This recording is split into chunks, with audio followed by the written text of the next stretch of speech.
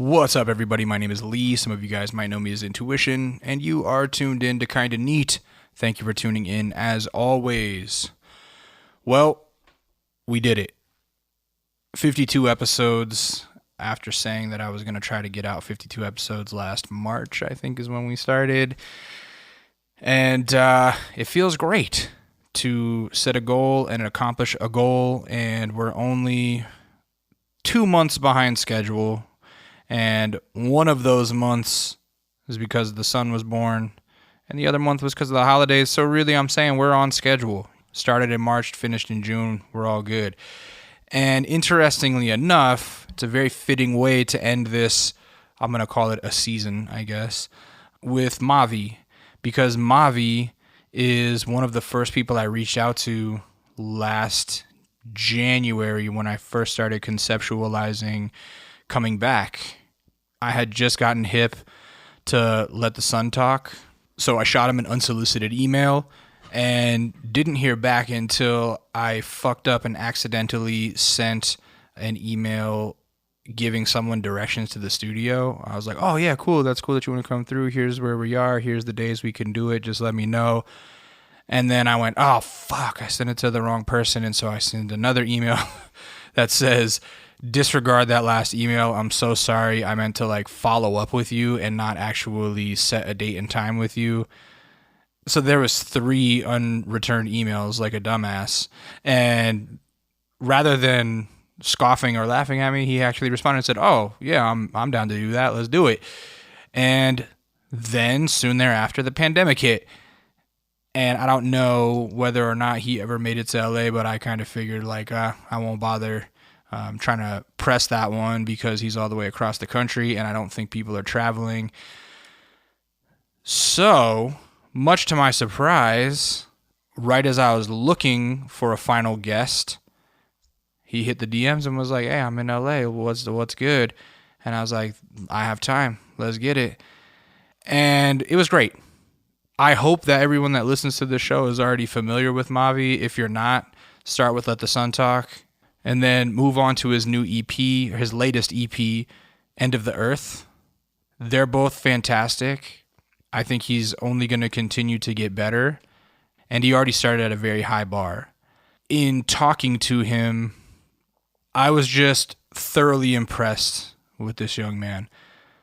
He's so well informed, and you can tell he's such a voracious reader and really retains a ton of information that he can just recall at any moment, which is just super impressive to me.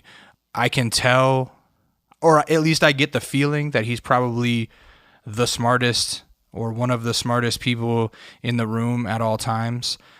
I mean, there were moments during our conversation where I felt, where I was in awe of his intellect, to be honest. This is just a very smart dude. And it comes through in the raps. And beyond that, he really knows how to put an album together. He's got a great ear for beats. His flow is phenomenal. His subject matter is amazing. I can't speak highly enough about the dude, and so I'm really happy to have had him on the show because I think he's going to be an important figure in the years to come in the scene that I've done nothing but fawn over this entire season. So I'm really grateful that we got to wrap up this season talking to Mavi and having Mavi perform Time Travel in the studio.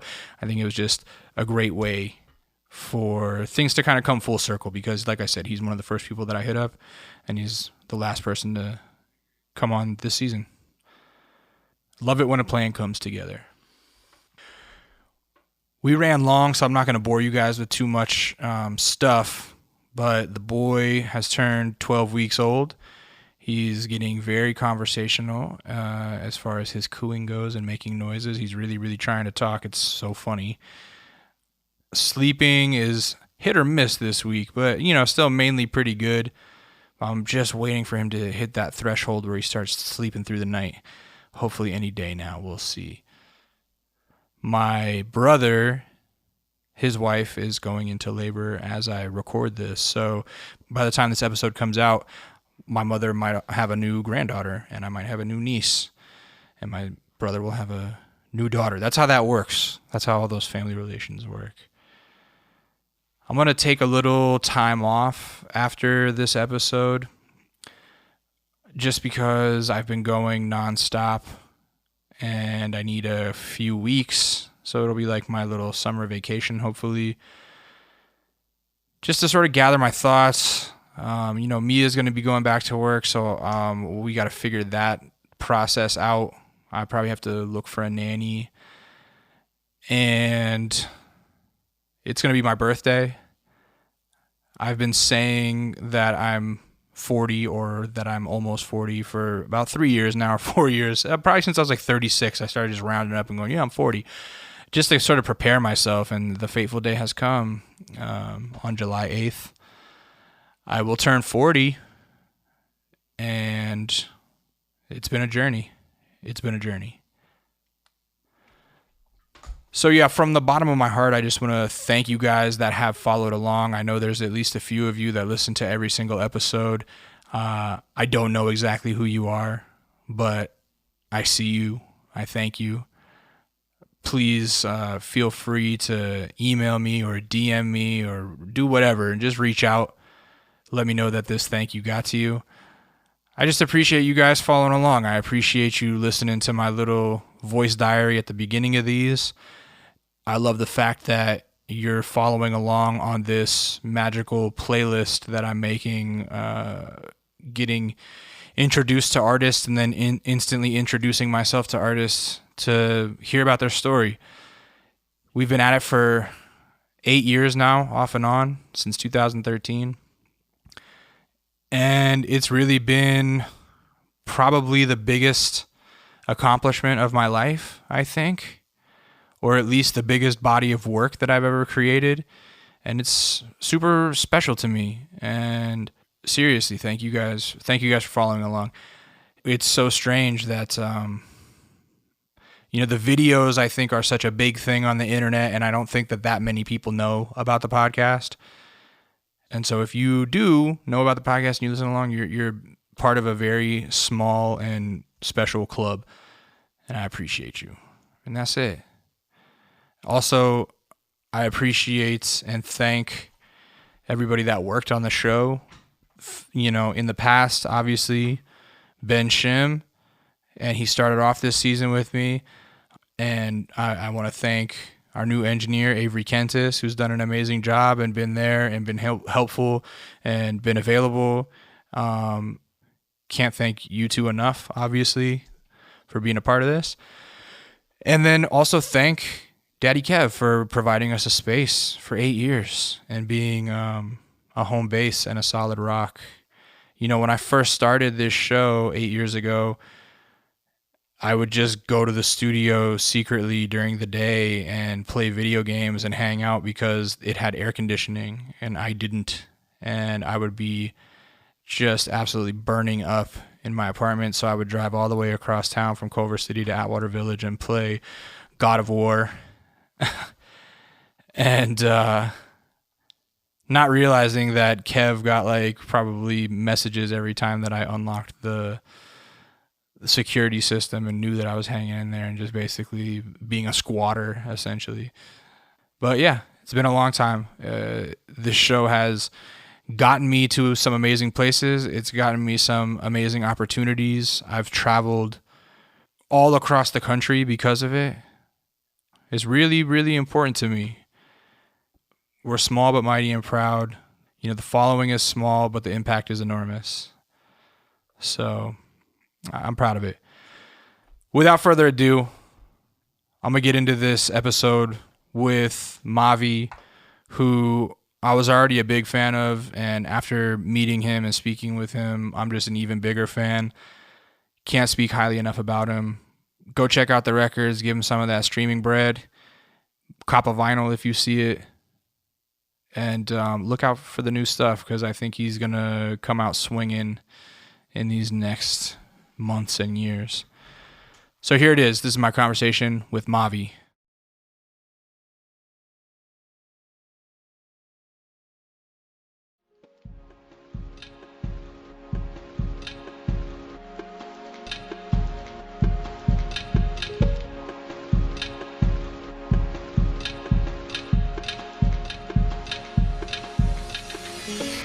you know, I was like, I had given up on having anybody from out of state on the show. Right. Because like the apocalypse happened. But then you had Z Loopers on. I did. He was out here like Dun, dun. that was before the pandemic hit. So like the first like You caught Lee. I caught a few guys like right before the pandemic hit. But anyways. But nah, in that spirit though. Yeah. That's why like I'm trying to do last things first kinda. Yeah. Totally. Like I came to you first because you were the last thing I was like finna do out here. Yeah. And then my next show is in Houston. Oh, amazing. And my last show was in Houston. It's in the same venue actually. Nice. Yeah, but the venue is crazy. Like it's crazy how much a year has changed stuff. Like the venue has gotten, it's like a warehouse. Yeah. But like now all kinds of celebrities are throwing through. They got flamethrowers and shit now. What? Yeah, a year's made a crazy difference. So in that spirit, that's why I just been traveling around, seeing like even the youngest of my relationships, how they done mature. Did you stay at home for most of the time, or did you do any traveling during the pandemic? Some people was out and about. Yeah, so I had moved. That was the major traveling that I had done. Yeah. But when the pandemic hit, I was living in Maryland. I had taken a break out of school to do shows. Really? Yeah, because you're like in the thick of college as the raps start to kind of take off, huh? Yeah, definitely in the hard part, the organic chemistries, the oh my gosh, calculuses of this shit. Where are you going to school? You're going to HBCU, yeah? Howard University. You're going to Howard, yeah. And what are you majoring in? Biology. You are majoring in bio. Wow, that's a lot of memorization right there, huh? Yeah, but it's systematic. Same like this rap shit. Yeah. If it's going to place or it's a cycle, the cycle gonna complete in a way that makes sense to like the beginning. Yeah. That's how you keep your mnemonics That's tight, heavy. you know? Mnemonic devices and such. So you kind of are using the same part of your brain for the rap shit and the bio shit? Definitely, like adjusting your mind to memorizing systems. Definitely how you go through a whole set, you know, shit like that. Yeah. For sure. Tell me about using mnemonic devices to memorize your raps. Do you do that? Nah. No? Well, my brain, I use a system like a mnemonic device. Okay. Like to remember the steps of photosynthesis. I remember all the products, kind of. Yeah. If you know, like I don't know that much about photosynthesis. I know what photosynthesis is, but I don't know any of the steps anymore. Yeah, but like if I were to teach you it now from a perspective of somebody who done known it, if I show you like, okay, this happens and this happens and this happens and then what else? If I tell you the beginning and the end, you kind of figure out the middle. I got you. Feel me? Yeah, absolutely. Yeah. So you moved to Maryland. Yeah, so I was living in Maryland going to school, and I decided to take a break from school in January to do shows. And then? Dumbest timing ever. Right. Like literally like, it was bad. But yeah, so then I go back to school remotely. So I leave my apartment in Maryland. I moved back to Charlotte for a bit with my mom and them. And then I basically go straight to another apartment I move into that's in New York, in Harlem. Oh. And so I stayed up there through the winter, came back to Charlotte like January. I still got my apartment up there, but I just been staying down here. Yeah. I mean, in Charlotte. In Charlotte, right. Yeah. And so you're born and raised in Charlotte? Yeah. Yeah. Well, yeah. Tell me about Charlotte. Charlotte, it's a beautiful, like, baby metropolis in the South. You know, burgeoning economy, good art scene. Growing up in Charlotte, well, how did your folks end up in Charlotte? Following my pops. So basically, when I was born, I went like living with my mama, like fresh out of dorm room, to like her rooming with these other folks. Yeah. Living in a trailer. This all still in South Carolina. Yeah. I was born in South Carolina. In South Carolina, yeah. So basically just moving around, young parent shit. Yeah. They had you while there in college. Yeah. And so my mom basically stayed back in South Carolina and was like working at Belk. And my pops, he went up to Charlotte and he was getting like coding certificates. Oh, okay, yeah. And so like he started fucking with like Microsoft and like Avid Exchange and shit. Yeah. And he was a carpenter too. And he was building houses and like coding. And then he That's just a moved us. well-rounded man.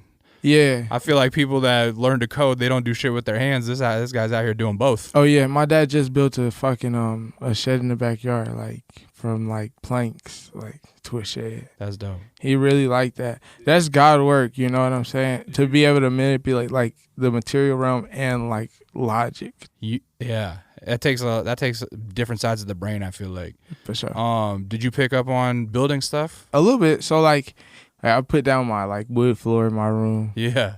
Put down like the tile in his bathroom, like built his bathroom. Nice. I built a lot of shit in my childhood. Built like garden bed, built like a studio console. Yeah. I built a good amount of shit.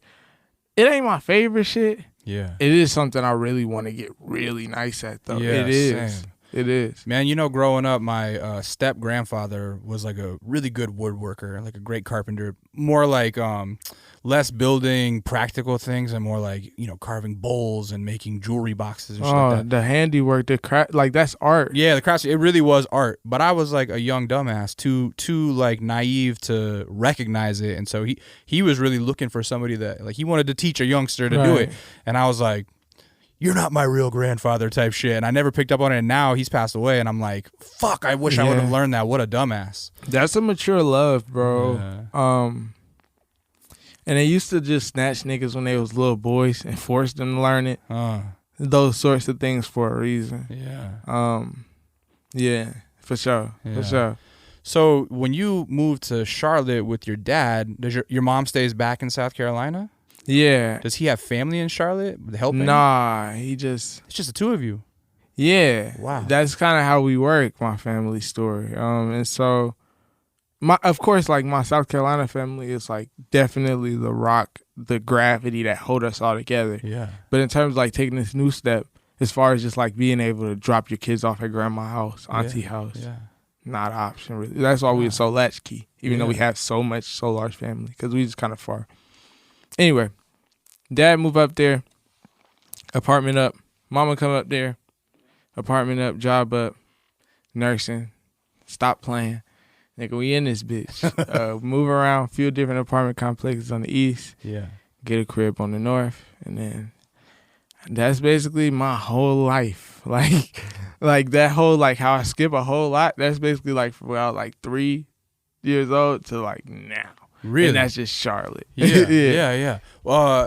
So your folks together or no? Yeah, definitely. Okay, so dad was moving up there just kind of like to get the foundation set on some pioneer shit, and then bring mom and then you brothers and sisters. Yeah, I'm the oldest though. Yeah, my pop had like my older sister before me. She was like 4 at the time. Yeah, right. So my mom was like 20, so dating like she was like 21, 20, dating like a 23-year-old with like a 2-year-old. Oh yeah, wow.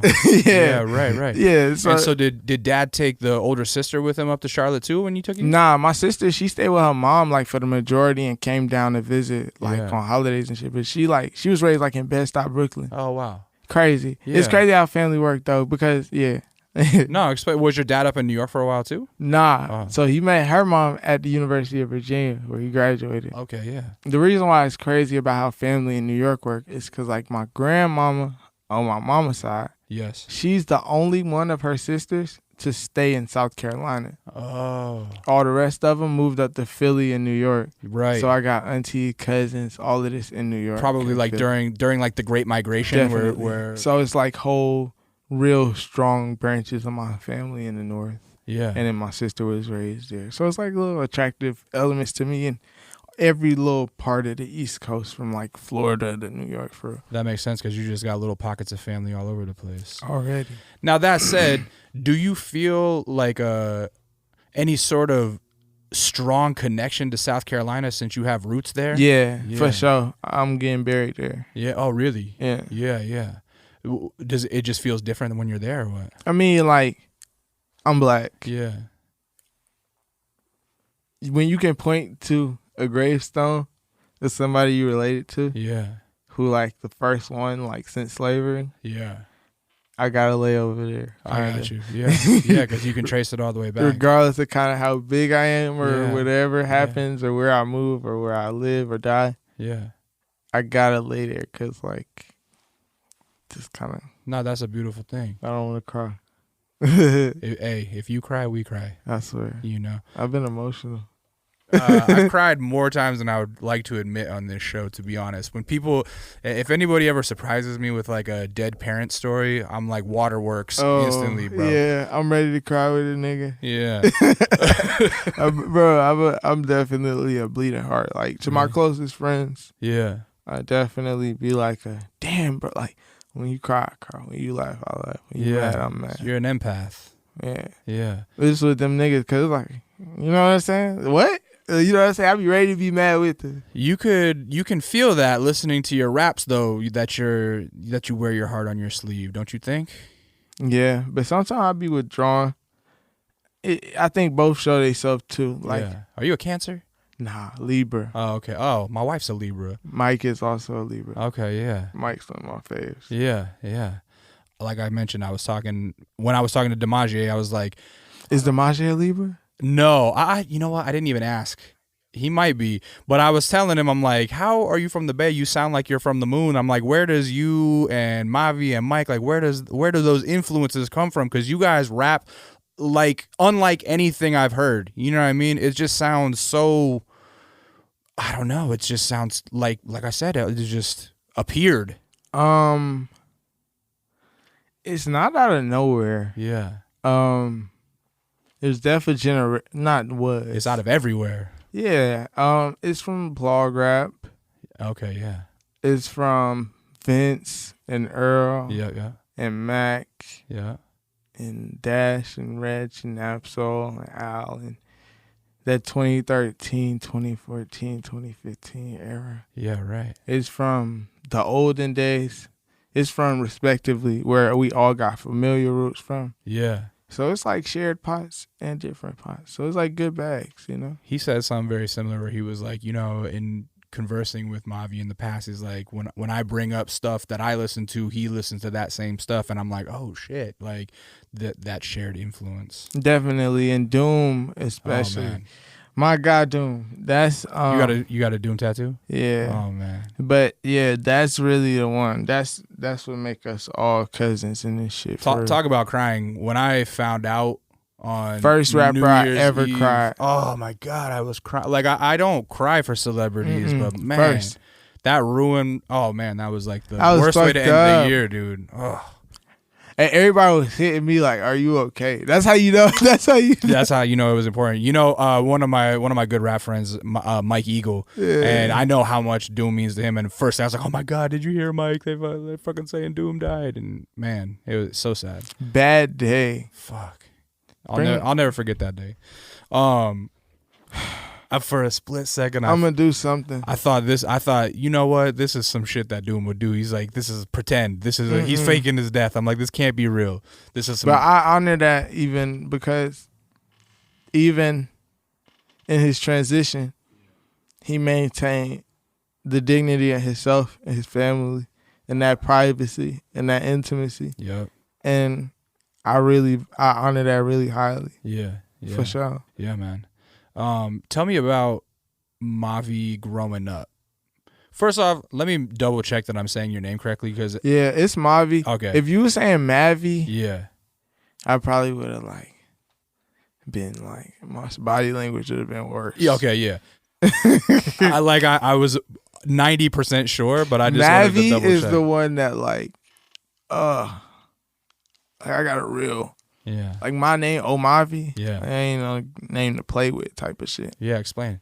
I mean, it's just not one of them names to say wrong or to even say for real. Yeah. If you don't know how to say it. Not even. It's even beyond that. If some nigga know how to say it, they shouldn't even say it. It's like a good version of a cuss word. Type of shit. It's like saying, amen after weird shit if you say Mavi in weird context. Just because it's just that my parents loaded it up with shit for me. Really? Already. Yeah. For sure. But Yeah, well, what was a lot of questions? No, I could just listen to you pontificate about that for like a half hour if you want to, low key. I mean, I love explanations about things like that, but if you don't feel like you want to, don't feel It's an African name book. Yeah. It means the highest. Oh, wow. I'm the highest in the room. Yeah. What was childhood in my view like? Yeah, what were you like? Were you a curious kid? Definitely. Yeah. I showed Nadir on FaceTime one time. It was these books called it was two things. One was New Book of Knowledge, which was a series of encyclopedias.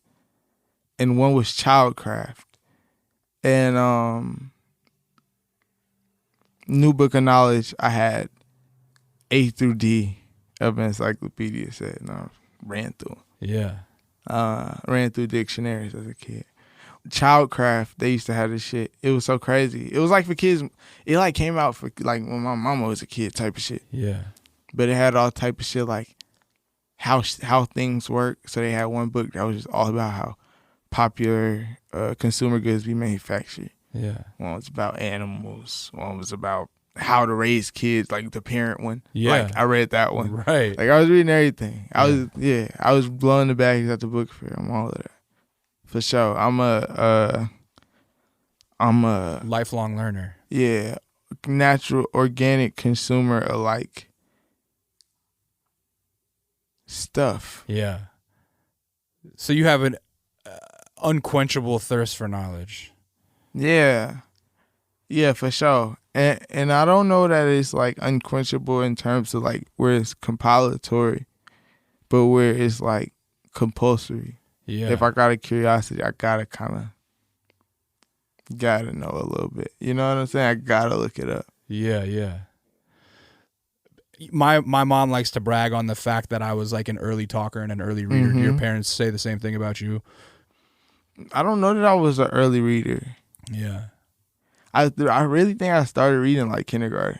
That's still early, relatively. People, I mean, I think they don't even really start teaching it hardcore until like first grade. No. I swear. Bruh, I'm way younger than you, bruh. You're half my age, literally. That's what I'm saying. Yeah, so, yeah. But nigga was learning how to read. Yeah. And I remember, let me tell you, how I know I'm not an early reader. Cause I remember it being like time, like not early, like not the earliest. Yeah. I remember it was times like in class, like the reason I'm not good at like, I feel like hand stuff sometimes, like manipulating small things. I just got good at like rolling papers and shit. Yeah. I'm not good at like cutting and gluing and. Yeah, me neither. Cause I'm left-handed though. That's why. I think it was because I was learning how to read while them niggas was cutting and gluing for the first time. I really do. Yeah. Yeah. I remember that shit. If I'm capping, I hope my parents listen to this and tell me you lying. But I remember that shit, bro. Yeah. I swear. But once you learned to read, then the floodgates opened and you were just wanting to read everything. Oh, yeah. Oh, yeah. Were you like a magazine reader as a kid? The reason I asked that is because like my dad used to subscribe to Rolling Stone, and before I even like really knew about music, I was just reading music articles, you know? Yeah, probably like a Black Enterprise. Yeah. It was like a Charlotte like Black Business Journal. My dad is on Charlotte Observer. Yeah. Sumter Item when I'm in South Carolina, they got the comics and shit. Yeah. I used to read Catullus. You know about that? No. It used to be like this like monthly journal that just sent all kind of weird like almost like gag gifts. Yeah. But like really like niche shit. Like you get a cool drone on there or something. Oh, yeah. Like weird cool shit. You get a cool BB gun on there. Like, you know what I'm saying? Yeah, almost like the shit you would see on an airplane, like where it's like what are those magazines? The catalogs. Yeah, just cool shit to buy. Yeah. Yeah, them shits. As far as magazines, but like I used to like go to the magazine section though when my mom was in the grocery store for sure. Yeah, for sure. Hobbies as a child that you remember, what were they?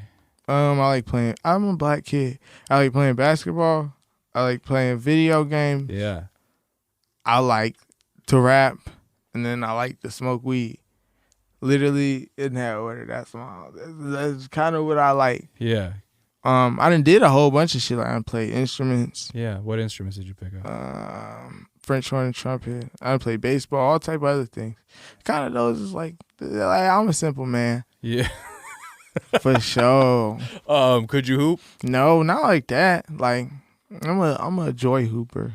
Yeah. I do it for happiness. Right. I ball for God. No, but you know that nigga KD? Kevin Durant? Mm-hmm. Yeah. You need to read his fucking New York Times profile they did of him like just ahead of the playoffs. Yeah. And he said one of the craziest shit any basketball player has ever said to me. He said God speaking on courts around the world. Yeah, he hooped like for a spiritual from like that kind of play. Yeah. And that's like he said he grateful for the game of basketball, not even for the money and this and that he learned, but all that it showed him about life, about humanity, about God. Yeah, wow. Yeah. What other places in your life do you find God? In love. Yeah. Definitely. Yeah. I'll leave it there. Yeah. Literally in love, in physics. Wow. In geometry. That's where I find God. So architecture too, by extension. Masonry. Yeah. Building work. Yeah.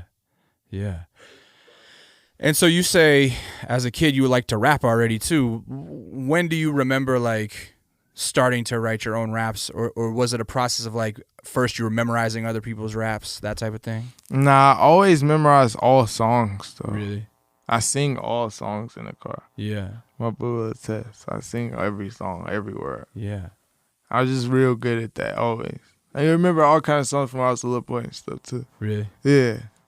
And so like, I don't know. Like you take out the trash and you think of some little clever shit. You're like, oh, that's hard. Yeah. You know? And then it's just a little seed. I can't remember the first seed, but I know it started that way. Like a little, like, damn, I sounded cool thinking that. Yeah. Right. And then would you write them down or just kind of tuck them away in the memory? A little bit of tucking at first, a lot of tucking. Yeah. And then it started writing, and then it was kind of off to the races. Really? Yeah. Yeah. Were there any teachers that noticed your writings and are like, encouraged your poetry or anything like that? Hell no. No. Yeah. I wasn't writing no good poetry for no fucking school, dude. Oh, I did have like, all right, I had one teacher in second grade who like told my parents like he needs to change schools, and like had me do all type of tests and all of this shit and all that shit, and I did that and I switched schools. So you go to like a magnet school or something? Yeah. Yeah. But then the magnet schools in the hood, like I ended up going to like school in the hood, like my whole school. It's crazy. Like I ended up going to nigga schools like the whole time. Yeah. But then when I went to the nigga school, I was in third grade with class of 4th, 5th graders too. Yeah. Then after that, how I remember teachers just dealing with me, which is kind of the way even they deal with me now, to some extent, is like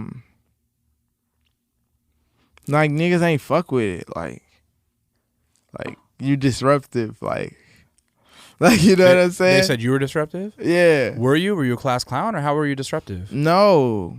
I was just questioning everything. That. Yeah. I don't know.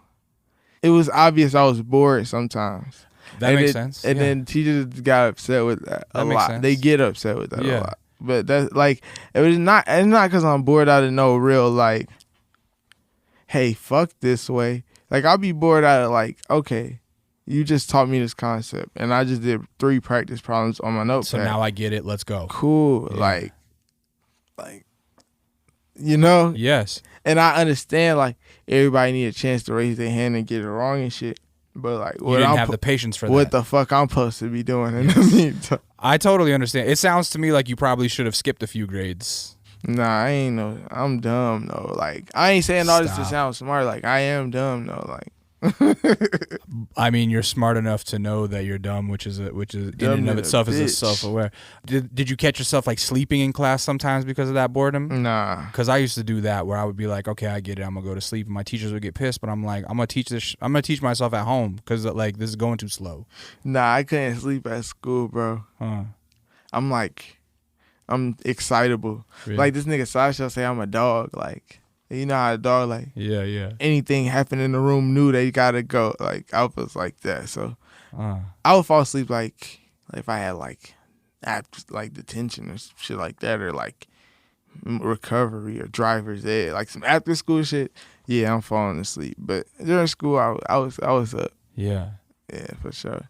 I was just like not there though. I checked out a little bit sometimes. Yeah. So when you say you went to your words, hood schools, like, so before you tested out of the first school, majority black school? Yeah. Yeah. And then the magnet school is also majority black. Yeah.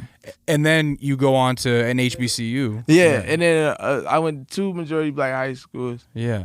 Like a mix, like metropolitan, like city middle school. Yeah. And then HBCU. So 'Cause I often wonder about like the education system and how systemic racism affects black education, because, you know, in my like heart of hearts, I always thought, oh, these integrated schools where everybody's getting equal opportunity will be best, and yada yada yada. And then the more research I've done, the more I've learned that like the more integrated a school is, the worse it can be for black students. You know what I mean?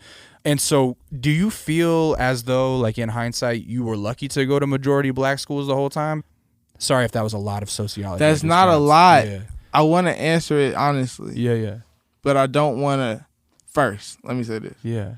And I think I retweeted this. But black educators do so much beyond, like, what is expected of, like, the baseline good teacher. Yeah. In order to make up for the deficits in, like, black children's education prior. Mm-hmm. Boom. However, in terms of like tolerance of attendance issues, strict disciplinary, referral to go to jail to reform school pipeline, this and that and this and that. Yeah. All of these things still all the way exist. Yeah. And at your black school, for example, I never went to a high school with an auditorium. Wait, no, I'm lying. West Charlotte had an auditorium. Berry did not have an auditorium. West Charlotte didn't have no electives besides band, child development studies, and cosmetology, and gym while I was there. Myers Park had fucking horticulture. They had an on-campus fucking garden. You know what I'm saying? So it's like, in some ways, like, going to the black school mean nobody's gonna be racist to you. I don't mean racism don't happen to you, for one. Right. Yeah, because, like, that's the implication of you even being at a black school to begin with. Like, the black school that I went to was a white school gutted by white flight when it became integrated. Right. So yeah. And then when then it probably lost a lot of funding due to white flight, et cetera, et cetera. Bingo. Yeah. And then it's not like that funding for them schools is suddenly bolstered by the recent gentrification. Right. No. Yeah. I listened to this fucking podcast about that thing where, like, when gentrification happens and these, like, well-intentioned parents move their white kids to these predominantly black and Latinx schools, it's like they think they're helping, and then they come in and powerhouse everything and leave the students they thought they were helping out of everything. You know what I'm saying? My thing is, like, when white people want to help black people with black people racial standing in society, they need to be doing something primarily to affect white people. Yeah, that's right. Or spending some bread.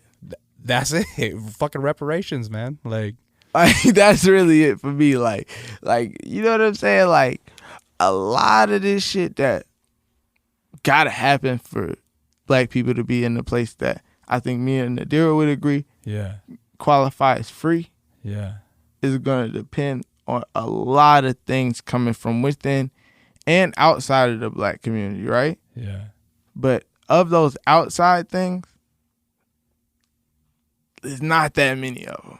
as far as what type of shit it is, as far as transformative, symbolic, like it's not gonna be the white Martin Luther King for niggas. No. Never. Right. And so like that's just what it is. And it's just like I think sometimes when your well-intentionedness like get like self-flagellatory a little bit. Yeah. Who is it for? Cause even like boom, at the heart of it is this. Yeah. If you see black people as your equal, a people with dignity, why behave indignantly around them? As your social reflex. You know? And that's what it is for me. Like, this shit bad, bro. Like, this shit real bad. But, like, it done been bad. And it done been worse. Like, yeah. And it's going to get bad and it's going to get worse. And it's going to get better. Like, yeah. Like, as far as, like, artistic belly aching, like, nigga, write a rap or some shit. Like, I don't really want to hear all this, like, oh, I stand with, like, all right, bro. Like, that shit sound amazing. And then, nigga, like, it really be, like, the shows of solidarity. Yeah. That really be the most, like. Performative? Yeah, you ever read that book, Invisible Man? Yeah. No, I've not read it. Read that book. Basically about this nigga. You real good at giving speeches at HBCU. Yeah. Get kicked out the HBCU because he take one of the white trustees somewhere he wasn't supposed to take him on a tour to campus. Moved to Harlem. Gave a speech at the doorstep of this lady that was being evicted. Yeah. Because a crowd was developing at the front. A leftist organizer seen him, recruited him, started making him give big communist speeches to the whole of the New York workers on behalf of the Negroes. Mm-hmm. Then a big, like, uprising in a political sense, but mass destruction in like an empirical sense goes down in Harlem, and none of the communists fuck with him on trying to like do anything about the situation. And that's what this whole shit is, for real. I feel like this is a very poignant topic right at this moment because tomorrow is like the first year that Juneteenth is being celebrated federally. And to me, that feels like the most performative thing in recent memory. Give niggas they bread, bruh. How much do you think the U.S. is losing in another bank holiday in money? Right. Give us our fucking bread, bruh. That's what I'm saying. Like, so basically, like, niggas ain't hear about, they ain't have to be slaves no more. Yeah. Till like way later. Yeah. And then they discovered they was not slaves. No, like, that's what we celebrating, bro. It was like, I think it was like 3 years later or something. Like, can we say that that's what it is, bro? Yeah. Like, they was having niggas do slavery. Because like Texas just lied to them. They was having niggas do slavery way after it was legal. Yeah. And slavery was something that was legal under this flag. So it's like, I don't know, bro. As far as the United States government go, bro, like, my exhaustion with that apparatus is, like, flammable. Yeah. Yeah. Like, that shit is, like, yeah. So, yeah. Yeah, so. Right. Don't get me to talk about America, bro. Because this shit is, like, super evil, and super haunted. Like if it's haunted as haunted get. Does it like when you see the government passing something like a federal holiday for Juneteenth? I have to wonder contextually if like black people in America felt that way when MLK Day became a holiday, because I look at it like it's always been a thing since I've been alive, and I'm always like, oh, this is this beautiful celebration of human. And MLK Day is a different thing. But do you know how MLK Day came to be? I think I've read it and forgot it. You know what I mean? But I would love to hear it. Can again. I remind you? Yeah, please do. Please do. Stevie Wonder threw a tour. Yeah. With Bob Marley at first. Oh, wow. Who got replaced because he was going through the toe thing. Yeah. And his transition. Took Gil Scott-Heron on tour. Spoke on the floor of Congress. You know that song, Happy Birthday to You. Yeah. That song, how black people say happy birthday, that song is about Martin Luther King. He toured that song. That song's like a super smash hit. They got it to Congress. They voted. They won. Yeah. Off Stevie Wonder. That's no cap. Stevie Wonder is the reason we got Martin Luther King Day. Period. Him. I did not know that. That is not the story I knew. That's amazing. I didn't yeah. That. Yeah. Wow. Because I don't know. Like, I just think I think back how, like I said, white Americans hated Martin Luther King, and now they use him as an excuse one day a year to be like, oh yeah, by the way, I'm not racist, and totally have soiled his name, you know what I mean? Like by abusing his speeches and such.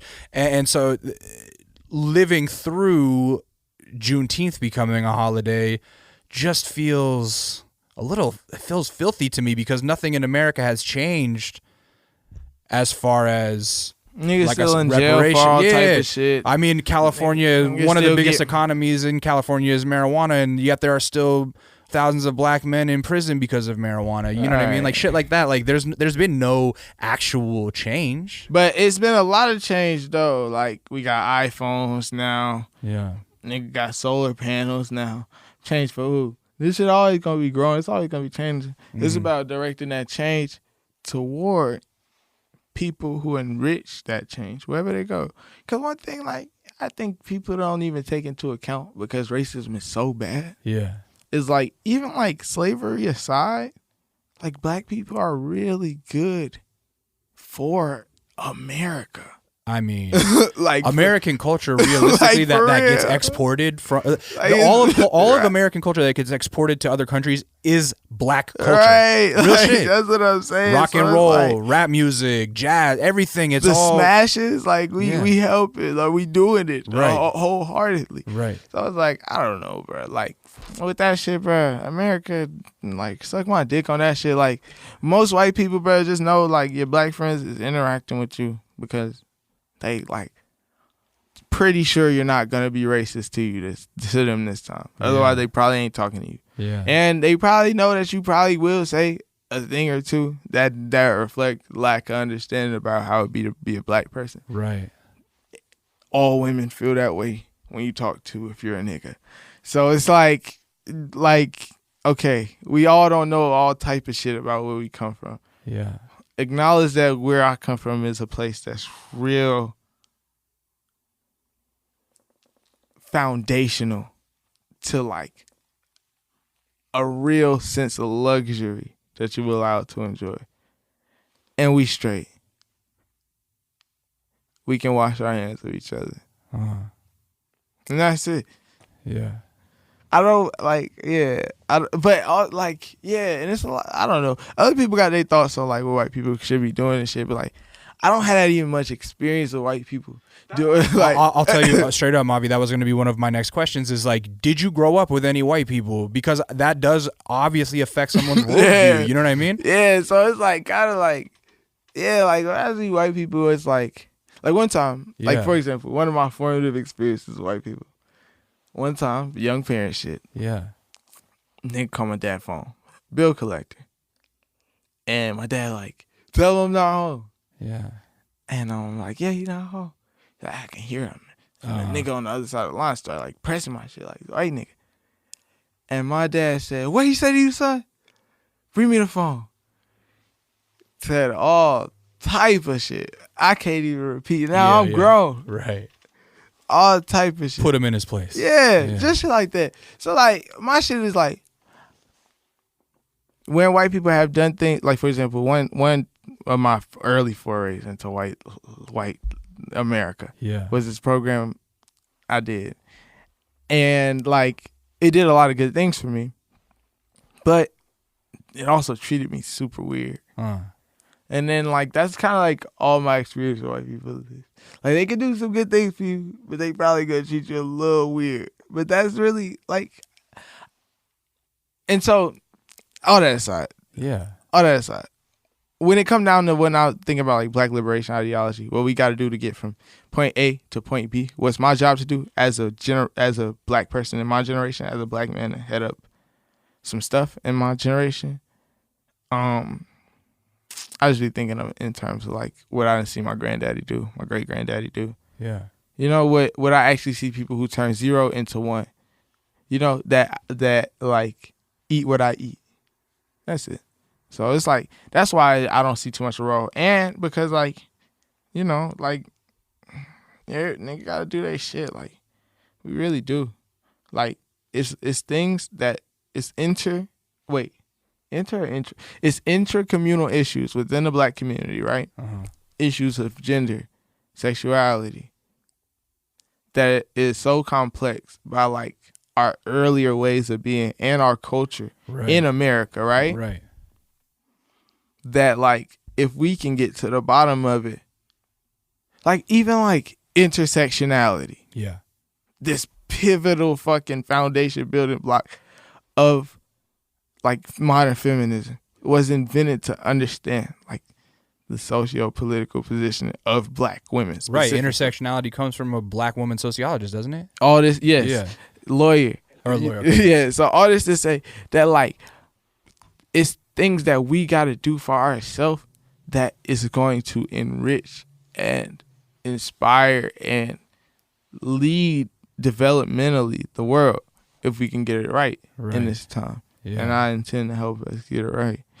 And then at the same time, white people need to learn that that's none of their goddamn business. Yeah, or just like, I mean, it's like harm reduction type of shit. But like, I don't know that that's something like Americans got in their toolbox, like politically, like to think in terms of like, hey, maybe if I abstain from this thing that I like, things won't be worse for somebody else. Yeah.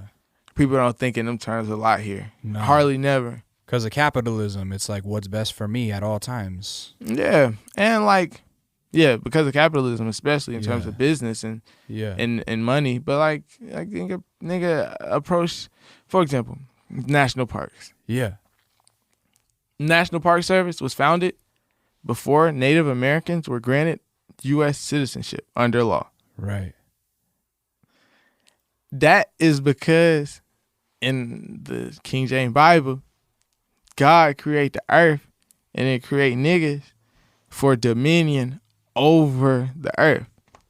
It's a fundamental relation that comes from a religious ethic between man and nature that play out everywhere that America or anything in that lineage touch. All that to say, when we come to think about like how we can expect X ethnic group or X group to reduce their harm on Y group, they distant harm even, it ain't in nigga capacity right now. It's really not. The best nigga could do is some Juneteenth as a federal holiday shit. Not nigga. The best white people really could do is some Juneteenth as a federal holiday shit. I think right now. Yeah. Like earnestly. Like out of their heart right now. Yeah. It might change. Like, and it might begin places like as generations change and people have babies who born different ways and in different types of places. And it's existed in different pockets even.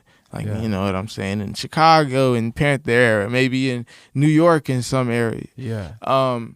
But it remains to be seen. I can't really tell. I'm not going to be Nostradamus on race relations because I don't think that that's a political relation that's as cyclical or as like easy to understand as that.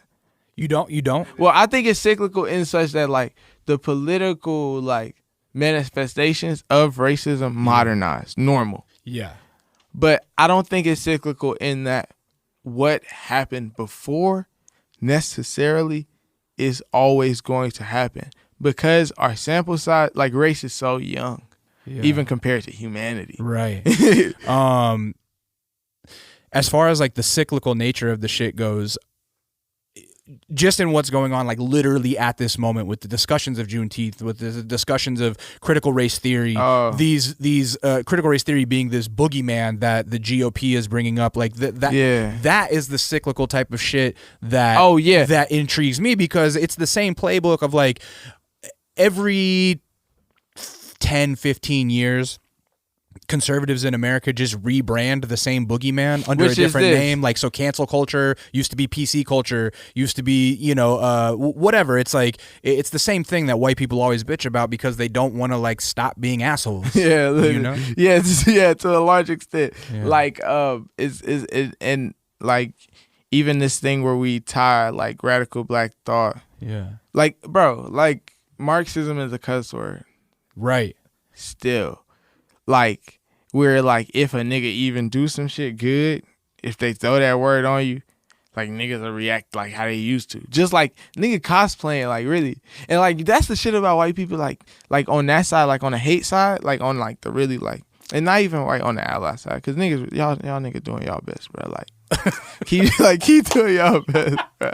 Like try fucking harder, bro. Like do better, but keep doing your best, bro. But the niggas who like outright hating, like y'all not like they not even like that nigga. Like the niggas who really hated niggas is like they dying, bro. Like y'all niggas is not them, bro.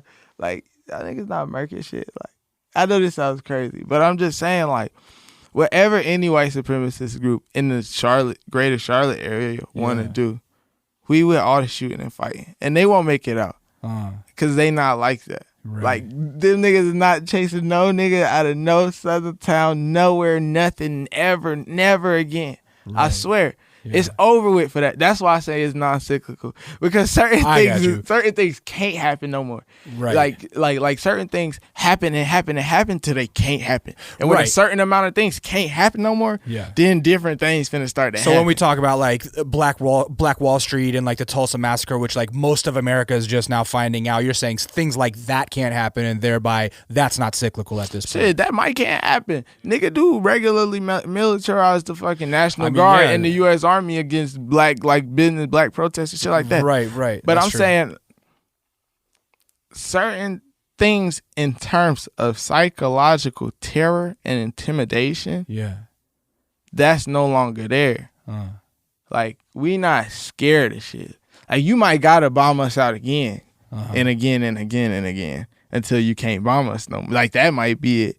But like where a nigga finna be, I'm smoking weed out on here, like I'm ducking, like nah, like I'm him, like you know what I'm saying? Like that's just the kind of that's Omavi again. Yeah. Like that's that name on you again. Yeah. Like certain shit ain't happening no more. And certain shit ain't really never happened that much, like as much as they done. Like, and I'm not even to say that niggas always been scary or niggas always been ducking and talking, because that's definitely not the case. But I'm just saying, certain shit is OV. Yeah. At least from this side. Being that you've clearly done so much work and so much research into this sort of thing, I don't even know what this sort of thing means. Like just the fact that you're like being a nigga. You know what I'm saying? You're so tapped into the history of things and yeah. Who are the mentors that put you on it? Like, who's guided your way? Or is it just like, oh, this book begat this book, and because I read this, I wanted to read this? Or do you have people, like ancestors? It's everybody, though. Yeah. I kind of ache for, like, a hand-to-glove fit mentor, especially in, like, the specific things I like to read and learn about. And that hasn't really happened. That's got to be hard because you seem like you have a very specific worldview. So it's probably hard to find somebody that could be that perfect mentor. Yeah, that's definitely been the challenge of the day, as far as like just finding older counterparts to myself to like lean on. Yeah. But everybody though, like all teachers who've taught me history in any sort of way, with the consistencies or the holes or the specific effort taken to go and fill those gaps and connect those years, connect those eras. Yeah. All of that developed into this. You know what I'm saying? Yeah. I try to draw from as much as I have verified to be true only as possible. You know what I'm saying? Yeah. Are there certain peers that you've run into who share like a worldview that's very close to yours that you confide in? Yeah, like all us, like, and it's because like I think all of my friends have really strong spiritual backgrounds in terms of like what their family is into. Yeah. Did you grow up in the church? No. So not like I grew up the opposite of the church. Not Christian spirituality then. No. Yeah. Not in my crib. Yeah. No nothing. And that's why I was able to understand stuff for stuff. Yeah. Differently. But that aside. Yeah, continue. All of my friends that got this strong spiritual background in their family, as far and like a strong just curiosity toward the world. Yeah. I definitely connect with like on this level. Whether that's like just Amir who's studying like Taoism on this type of timing, or sideshow, who's on this type of time, who's from there. It is like it's just different countries, different place, different bloodlines. Yeah. That all is like in a pursuit to understand this thing.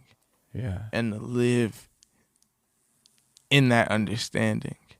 And those are my friends. Yeah. For sure. You brought up a really interesting point that makes me wonder, when you say you grew up with whatever the opposite of Christianity was in the house. Like, was it atheism? Was it a non-belief in God or a higher power? No. Because also my dad is a philosopher and a scientist himself and a builder. Yeah. And, you know, stuff got a proper order. Yeah. That's consistent, immeasurably true. Uh-huh. In any situation ever. Yeah. All that aside, it was more like, hey, let's deny giving you a philosophical framework completely outside of you within this context need to value yourself, your family, and your place within your community and your family above anything else. Like how God values the universe. Uh-huh. That's it. That's all they gave us. So they weren't trying to push a worldview on you. They were allowing you to create your own worldview as long as you understood your place within the family. Absolutely. That's Which amazing. is like how the sun is to the earth. Yeah. You got to be that. Period. Yeah. You got to know how to build a house if we want to get Masonic. Right. And the reason I ask that is because I have an 11-week-old son.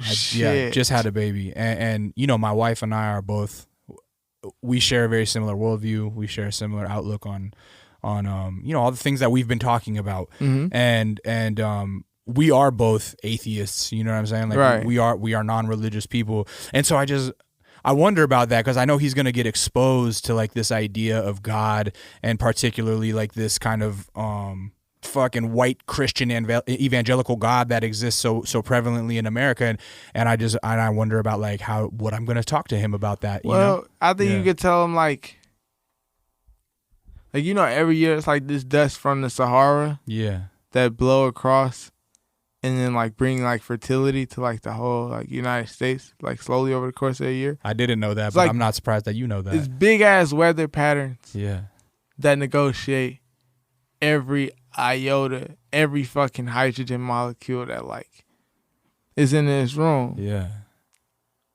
That's true. And you can hold up a dandelion and blow all the little shits off. Mm-hmm.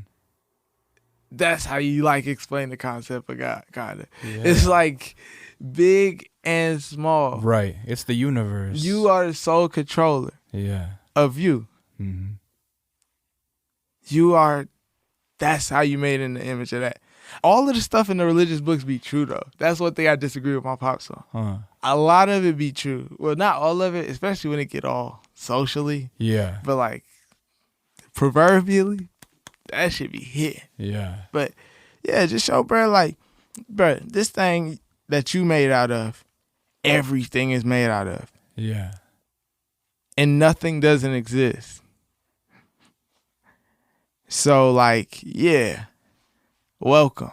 Yeah. Yeah. Bro, tell bro how like rocks are alive. Yeah. But like rocks aren't alive. We know this. Like as people say. But rocks, like, if we treat a rock like it's not alive, we get here. Mm-hmm. That's the part of the ethic that fucked up. Just take out the dominion part and you're Gucci. Be a benevolent, loving God to this earth and your earths. What like would you label your belief system as? Are you a Marxist? Are you a socialist? Like, do you believe in certain spiritual organizations more than others, et cetera, et cetera? Like, I believe that the current American capitalism system is adapted from the plantation system. Yeah. Period. I believe that you can never get rich working a job. Nope. You have to own something or manipulate something. Which they're now trying to take out of our hands by making everyone permanent renters. Right. Yeah. I believe that ownership is an old boy fraternity. Mm-hmm. I believe bad things real bad things about capitalism. Yeah. The rest, you're still figuring it out. Yeah, because sometimes they go in and play like fucking Magic the Gathering with fucking like terms. Yeah. And then call it revolution. Niggas be really playing a trading card game with a philosophical term that like 4 white niggas made up in the 1800s. And like read it not like it's prophecy. And not that a lot of it is not 1-to-1. And a lot of it is not like astute and like accurate representations of like the systems that developed into these ones. Yeah. But it ain't just that. And I think that especially, well, let me tell you my one specific criticism of a lot of like proclaim like leftist Marxist stuff like this. A lot of times they global perspectives be limited to their specific political interests. That is like even over where niggas be like, oh, where you won't be able to da under communism. I don't even fear that. Yeah. I fear that part. Because when the world is China, Russia, Palestine, Cuba, you know what I'm saying, Venezuela, only. Yeah. And not like Ethiopia, Libya. And it's not like these movements and these ideas haven't touched down and balanced their feet there and seen how it worked out. Right. Good or bad or pure or impure. But I'm saying like when we develop in a global perspective, historical perspective, philosophical perspective that we trying to use to predict history, we gotta include way more history. That's it. Yeah. That's a great point. Because it's going to make a lot of answers that appear to be cut and dry, not so cut and dry. Right. And not even like, I'm not even walking around like communism saying like communism won't work or this or that. But I'm saying like specific theoretical components of understanding human behavior. Yeah.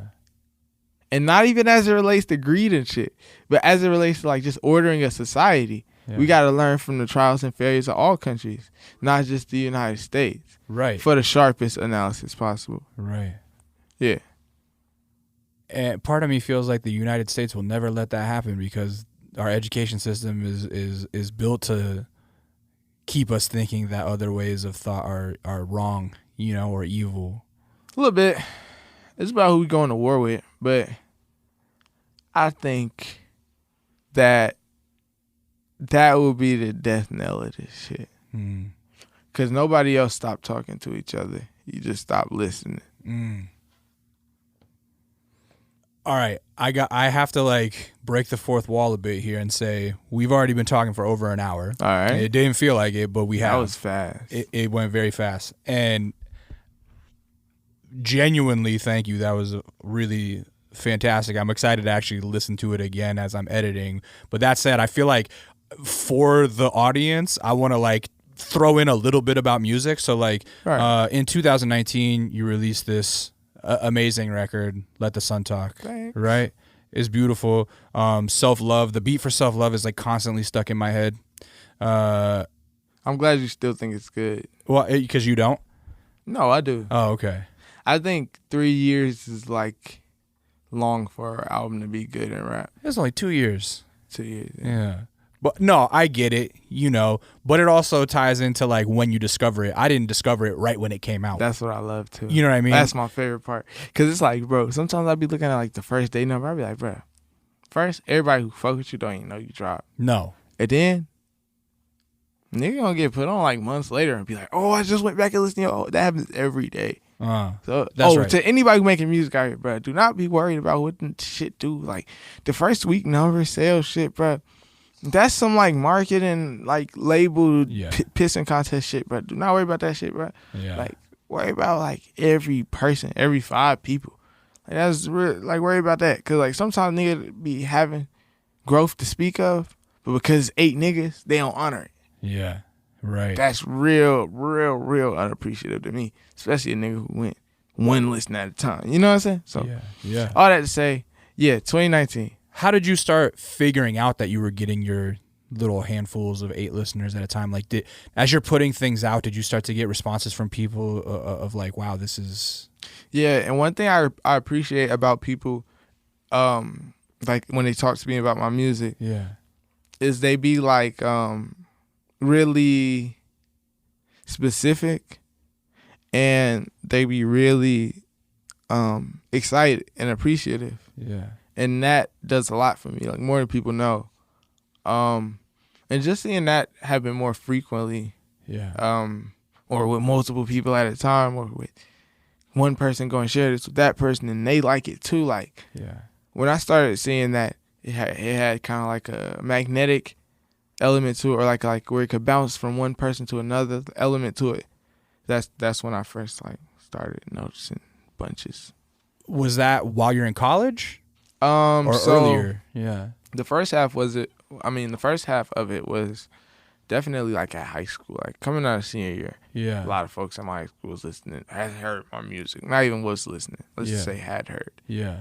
It had like giving me a little props on it, like, oh, I fuck with it. Yeah. And at first, like a lot of niggas like who just say like, oh, I fuck with you, like you be rapping and shit. Like I used to think like niggas was trying to play me, but then years have passed, and then, bro, the city like it don't forget those sorts of things. So I can never forget it when I'm giving a recounting. Yeah. The second half was definitely at college.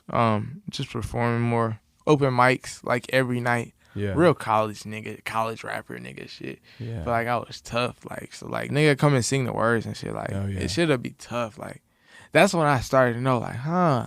Yeah. Yeah. You know? Yeah. Like when you start like to see these niggas don't know me. You start to see it physically, like people are here at my shows, like that's amazing. Yeah, especially when it was like on some hangout. This is just like some weekly, we gonna pull up and smoke and listen to niggas rap event. And niggas was coming with anticipation of seeing me rap. Yeah. When I was just coming to see rap. Yeah. People was feeling the way toward me that I wasn't feeling necessarily. Like that I was searching for myself as a fan. Right.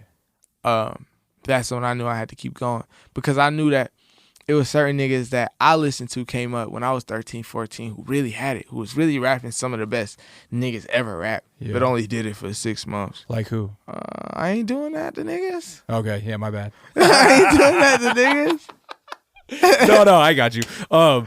One of the things that I've always really loved about underground rap is sort of this lack of regionality, because since the concentration in underground rap is always so much on creativity and getting across your ideas and being willing to be vulnerable and express emotion, you know what I mean? That it sort of lives outside of region, if that makes sense. So I'm wondering, in high school, as you're making the raps that you make, which are so emotive, vulnerable, unpacking so many things and ideas, and how did it contrast with the regional rap in Charlotte, or like other people in your school even that might have been trying to make rap? I think, and I might be capping, but I think most niggas in Charlotte that knew me knew I was the toughest. Yeah. Like, just because like how I was doing it. Yeah.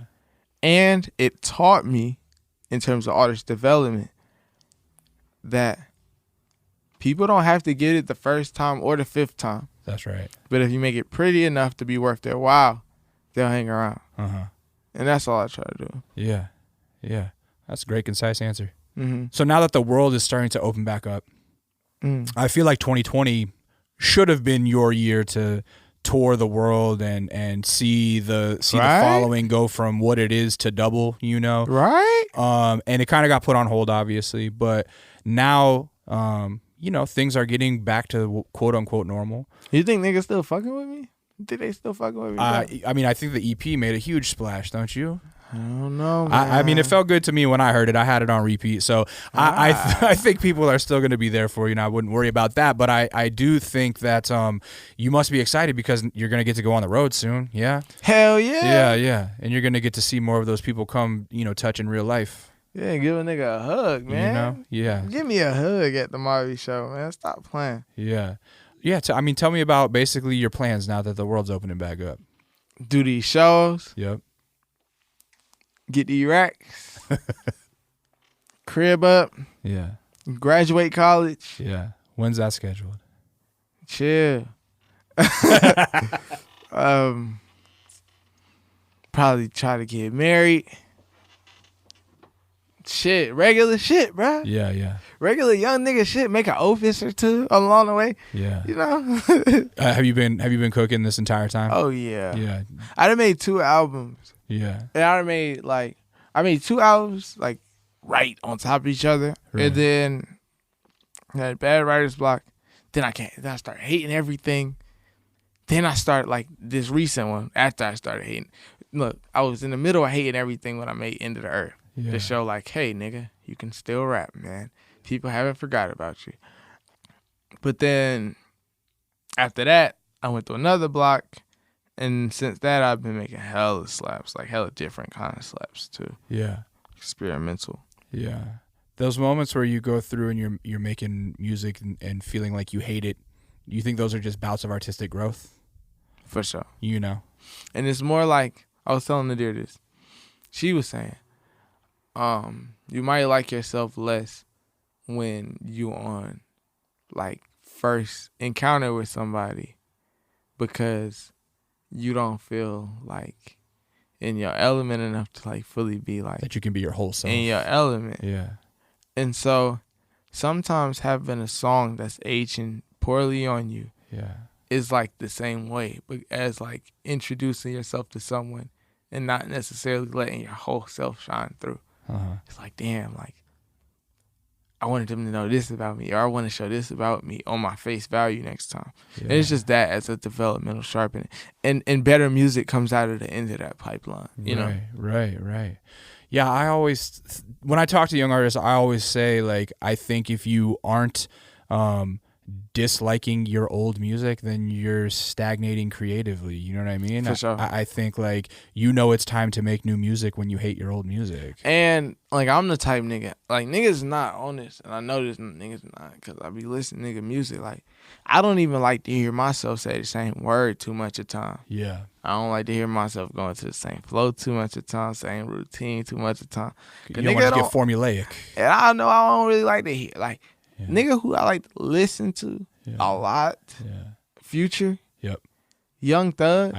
I knew you were gonna mention all these dudes. Yeah, because they're fucking. They use their voice like a jazz instrument, and they songs be different as fuck. Yep. Especially Thug. Yeah. But like Future too, especially project to project. But all this to say, just not allow myself to get bored with this shit or to get like unfair with myself with my expectations. Yeah. Where I expect myself to do this regardless of what like I can do, and then you end up doing the same thing again. Right. To like limited success. Yeah. And you end up lowering your ceiling. Yeah. Versus actually putting investment of your time, your money, whatever, into your development, into being and around these art inspired places. Yeah. Consuming good art. Whatever. Remembering your life. Shit like this. Yeah. That really like end up benefiting you in the long run. Yeah, man. Sometimes when I'm talking to somebody like you, I just like to let the silence sit because maybe something else will come out. So that's why I was sitting there for a second. That motherfucker season.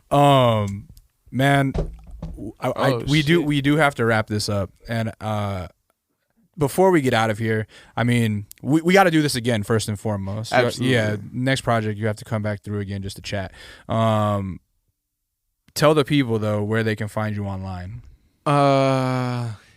Just search, like, Mavi space rapper. There you go. Just Google it. Yeah, Google it. M-A-V-I. Yeah, M-A-V-I. You'll find him everywhere. He's verified on everything. I'm handsome, too, so you can't miss me. There you go. Yeah. Congratulations on all your work to date. Thank you. Yeah. Congratulations to your fucking folks for doing such a good job on you, and congratulations to you for being so curious about everything. Congratulations to me to being born to my parents. I want to be born. My nigga Sasha say like, in every life I want to be your son. Oh man, for real. No That's cap. heavy. That's heavy. Yeah, man, this is very enjoyable, and I love your music, and I think your future is so fucking bright. I'm excited to see where you go with it. It's just the beginning, you know. Of course, man. Yeah. You know what I'm saying? Yeah. We ain't never running out. That's right. So that said, my name is Lee. Some of you guys might know me as Intuition. You can follow me online at It's Intuition. You can follow my man behind the boards, making the shit sound buttery, Avery Kentis at Avery Kentis with a K. YouTube.com/kinda neat, where we're going to see Mavi perform. What are you going to play? Time Travel. Time Travel. First song off of the new EP. Into the Earth.